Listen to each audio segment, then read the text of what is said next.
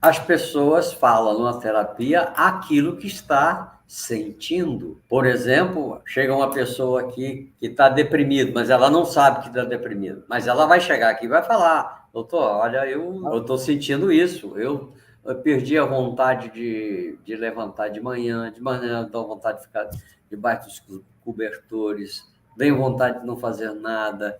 Aquilo que eu gostava muito de fazer, já não gosto mais. Eu adorava ir para o Maracanã ver o meu time jogar. Eu já não tenho mais ânimo para isso, não gosto disso. Parece que a vida perdeu o brilho, por exemplo. Ou então ele chega e fala claramente: olha, eu estou com um problema com o meu chefe, eu não consigo lidar bem com o meu chefe, eu não sei o que está acontecendo.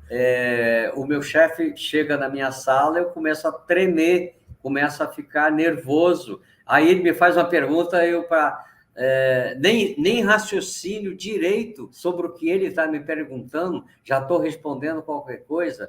Ou seja, isso é uma dificuldade. Por isso, doutor, eu vim aqui para ver se eu consigo ultrapassar isso, ver o que está acontecendo comigo, porque eu também não sei, eu só sei que isso está acontecendo. Por exemplo, na minha casa, eu chego em casa e já chego bravo, já chego a ponto de explodir, já chego chutando o cachorro lá, logo na porta, coitado do cachorro, não tem nada a ver com isso, e eu não era assim, e de repente eu fiquei assim, as crianças vêm atrás de mim, eu já fico nervoso, eu quero ficar sozinho, eu quero chegar em casa, ficar sozinho, parece que a voz das pessoas entra nos meus ouvidos e produz alguma coisa aqui dentro que eu fico nervoso, fico bravo, às vezes explodo por nada. E eu não era assim, doutor. Eu não sei o que está acontecendo comigo. É isso que a pessoa vai falar para mim, tá? Estou dando aqui exemplo, tá, gente? Por exemplo, eu tenho vergonha de chegar e abordar uma pessoa, por exemplo, a pessoa solteira, está querendo buscar um relacionamento.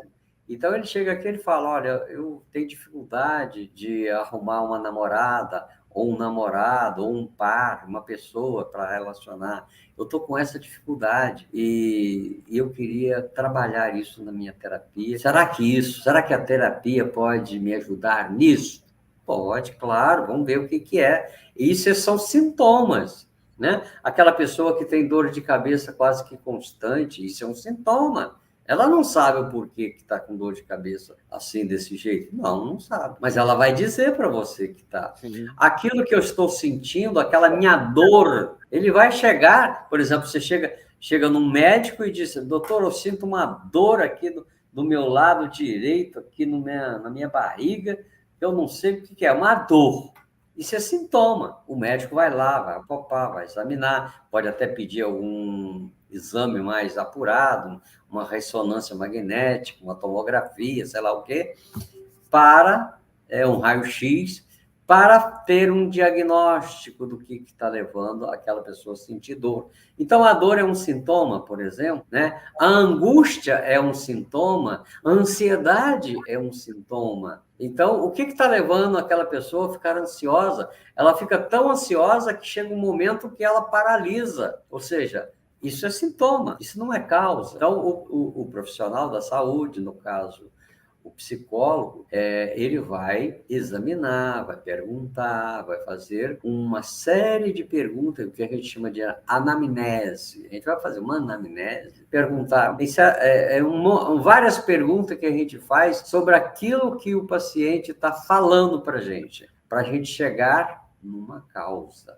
O que está levando essa pessoa, por exemplo, a ter dificuldade de arrumar um emprego? Ah, mas porque o emprego está escasso. Pô, mas há quantos anos ela está desempregada? Ela está há 3 anos desempregada. Qual é a profissão dela? E etc, etc. E aí a pessoa nem se atinou que, de repente, aquela profissão dela, ela precisa de fazer uma atualização em cima daquilo, da profissão que ela exercia, e já está há 3 anos sem emprego, porque faz entrevista e não é chamado. Faz várias entrevistas, manda currículo, ninguém chama.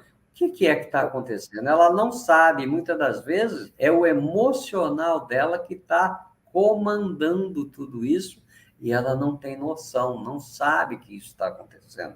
Isso são sintomas, entende? Às vezes A gente recebe pessoas que têm uma profissão e ele não atualizou naquela profissão, naquele ofício dele. E ele fica buscando emprego com aquela experiência que ele tem de 4, 5 anos atrás, que já foi atualizado. É por isso que as empresas não chamam ele. Por quê? Porque olha e vê, mas essa pessoa faz uma entrevista, vai fazer perguntas que ele vai responder de uma maneira não atualizada, a pessoa descarta. E ele não tem noção disso, não se deu conta que ele precisa ver. Ah, mas eu sempre fiz isso, deu certo, por que agora? E aí, e assim por diante, né?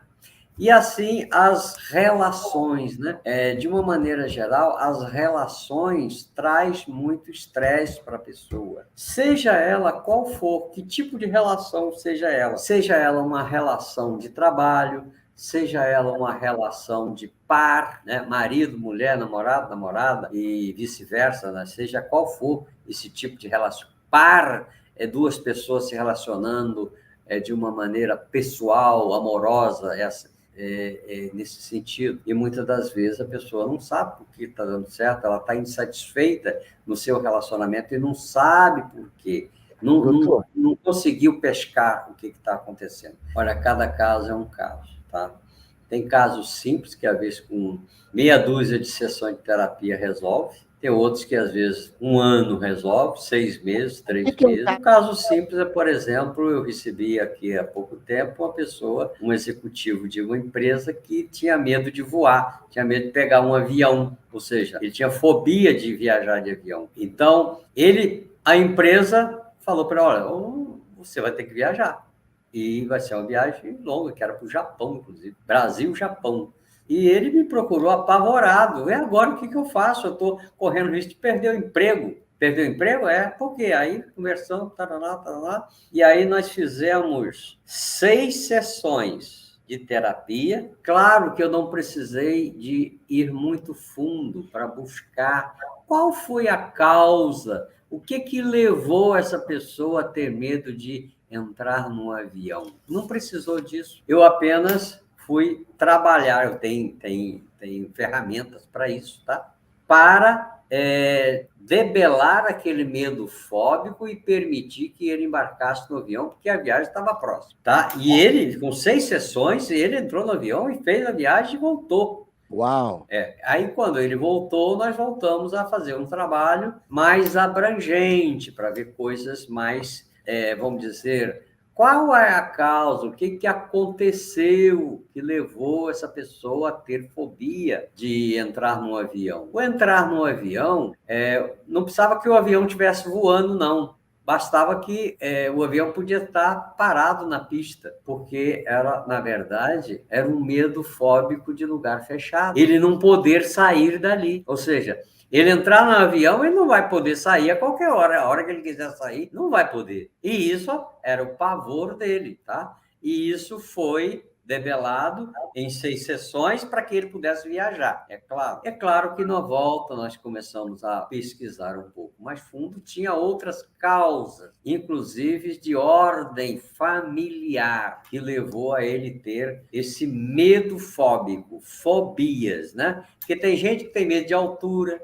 tem gente que tem medo de túnel, tem gente que tem medo de animais que têm pena, e assim por diante.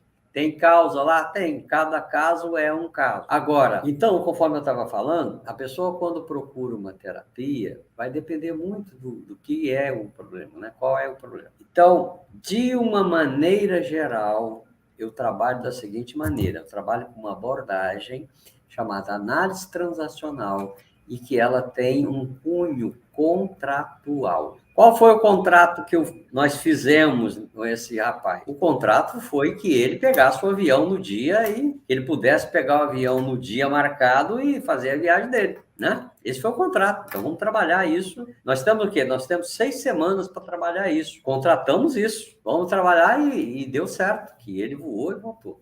Agora, quando um paciente chega com uma demanda, né? A pessoa vem com uma demanda.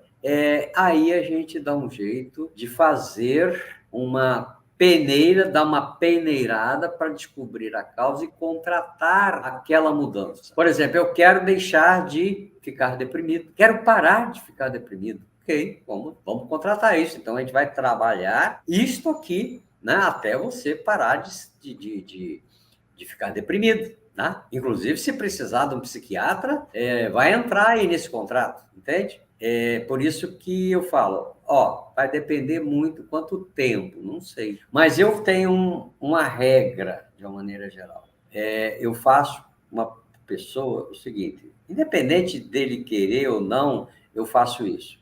No mínimo, 3 meses de terapia, a gente para e faz uma avaliação. Uma avaliação seguinte, como é que está sendo para você essa terapia? Quais são os ganhos que você está tendo? Você percebe que está tendo algum ganho? Sim, percebo. Quais? Esse. Raramente a pessoa vem aí, rapaz, estou aqui há 3 meses, mas não percebo mudança nenhuma, não percebo ganho nenhum, não. Aí eu vou checar se isso é verdade. E se isso for verdade, está na hora de, é melhor, então, a gente parar por aqui. Porque você está jogando dinheiro fora, está perdendo o meu tempo e está jogando dinheiro fora, né?